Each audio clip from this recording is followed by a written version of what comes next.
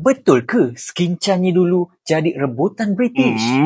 Sini geng Geo nak story. Skinchan terletak dekat Sabak Bernam, Selangor. Tempat ni famous sebab ada dua benda utama, sawah padi yang luas gila dan juga kampung nelayan. Nama Skinchan pula berasal daripada bahasa Cina yang membawa maksud tanah yang sesuai untuk bercocok tanam. Memang ngam lah dengan keadaan tanah dia.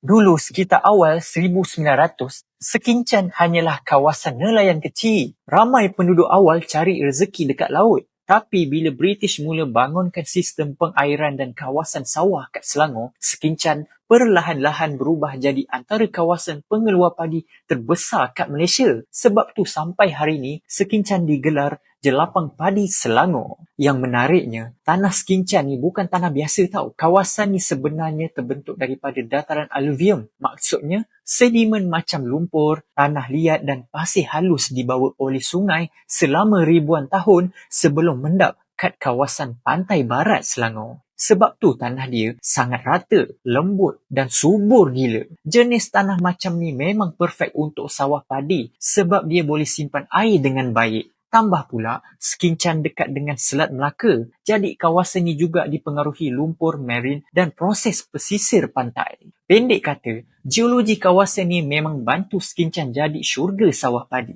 Sekarang, Skinchan jadi hotspot perlancongan. Ramai datang sebab nak tengok sawah hijau terbentang luas, nak layan sunset, pergi pantai redang ataupun makan seafood fresh dekat kampung nelayan. So geng, lepas ni kalau korang datang Skinchan, jangan nampak sawah je. Sebab dekat bawah tanah tu sebenarnya tersimpan kisah geologi dan sejarah yang terbentuk sejak ribuan tahun dulu.